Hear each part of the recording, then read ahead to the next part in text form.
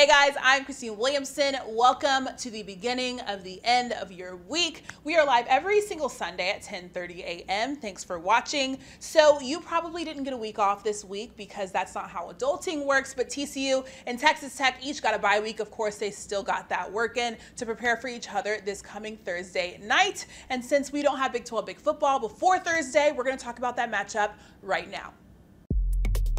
Texas Tech and TCU have competed against each other 60 times since their first matchup in 1926. The Red Raiders lead the overall series 31-26-3. Of course, the rivalry was rekindled when TCU joined the Big 12 in 2012 when a 17th-ranked Texas Tech team took down TCU 56-53 in triple overtime. In the last 6 matchups, the teams split 3-3. In 2013 at Tech, the last time the two teams saw each other on a Thursday, a non-ranked Tech team took down a number 24 TCU team 20-10. That Tech team won with 2 freshman quarterbacks after freshman Baker Mayfield had to be replaced by freshman Davis Webb, who threw the game-winning touchdown in the fourth quarter.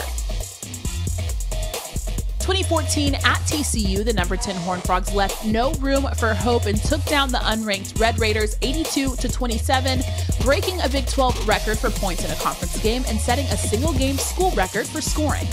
Yikes. 2015, unranked Tech gave a second-ranked TCU team a run for their money, but eventually fell 52-55. 2016, it was all about TCU's tough defense and the grit of Tech quarterback Patrick Mahomes. The game went into double overtime, but the 27-24 victory went to Tech on a 37-yard field goal kicked by the trusty Clayton Hatfield. And last season, TCU freshman quarterback Sean Robinson saw his first career start. He was the first true freshman to start at QB in the 17 seasons Patterson was at the helm. It worked out for the 12th-ranked Horned Frogs, who took the dub 23-7. So what does that mean for this season? Pretty much nothing, obviously, except this rivalry has some solid history.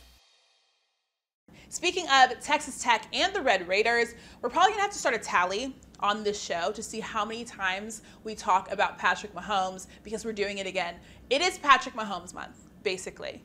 Well, technically it was last month, but we only found out at the beginning of this month. The 23-year-old signal caller was named AFC Offensive Player of the Month for September on October 4th after leading the NFL in touchdowns and passer rating. He ranks second in throws of at least 25 yards and third in yards per attempt over the course of the month, all without throwing 1 interception. All right, now let's talk about Texas volleyball. They were predicted to come in first at the end of the Big 12 season, and they got a lot of studs to help them do that. I talked to Makaya White via Skype, and of course, because I'm not technologically savvy, the video got messed up somehow, so we're gonna paraphrase. Long story short, Makaya White is so good she doesn't even know how good she is. The junior outside hitter tallied her 1,000th kill in Wednesday's matchup against TCU, and she didn't even know she did it until her mom told her later after the matchup.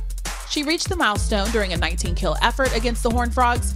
But offense isn't the only thing the Longhorns get to brag about. The play of Morgan Johnson at the net and Sydney Peterson back row has been clutch for them defensively. White said that Johnson's growth from throughout her time at Texas is really what impresses her as a teammate, and that Peterson's ability to take control in back row and own the first contact reminds her a lot of Kat McCoy.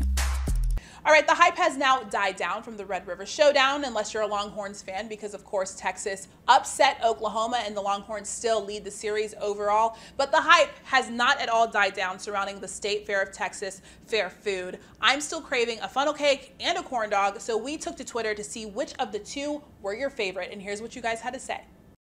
Alan at UT Allen used this GIF saying, "Is it too much to ask for both?" And the answer to that is no. You gotta do what you gotta do. Christy is really into funnel cakes, as is Katie Bittler. And James Robert Gandy inserted his own 2 cents into the conversation and said a corn dog never beats a pepperoni roll, to which I responded that he clearly has never had a Fletcher's Corny Dog.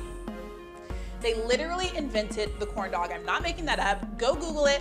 It's a thing. If you haven't had a Fletcher's corn dog, you need to make your way to Fletcher's and get you one. And on that note, since we decided that fair food never goes out of style, let's close this thing with more fair food.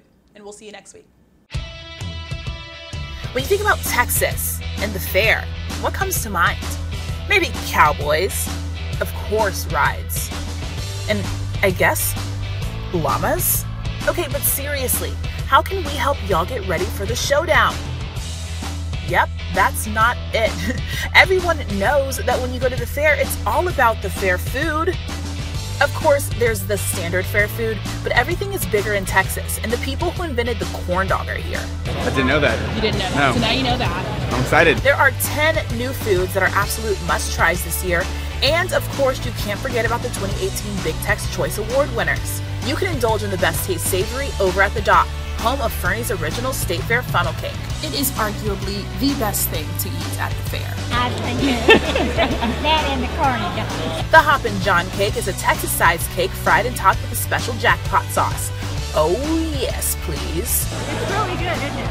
That's so good. And if you get your hands on one of Fernie's funnel cakes, you will not be disappointed. It's better here. I don't know. Hit up Ranchero Deep Fried Love for the best taste sweet. Arroz con leche, fried brownies, and tres leches here. Come get it. The award-winning Arroz con Leche is described as a cinnamon-spiced rice ball coated in crispy rice cereal that is deep-fried to golden perfection. This guy looks happy. If you're looking for something interesting, look no further than Trio, serving up the most creative, a cotton candy taco. The cotton candy itself, we blend chocolate sugar and marshmallow sugar before we put it in the machine. So when it comes out, it's already fused the flavor together. And then we roll it in Oreo crumbs, put a little marshmallow glaze, and that just makes it great. So great. And really all the food at the fair is great, but what's the best? That's a tough question. You know, you have to go with the iconic Fletcher's Corny Dog. That's a staple. That's one of the first things that we all have right out at the State Fair of Texas on opening day. But then from there, there's things like I have, you know, my salads pointed out throughout the fair because there's healthy stuff out here too, guys. It's not just all the fried stuff. In that case, when you make your trip to the fair for the showdown, you might as well just eat everything. You won't be the only piggy at the fair.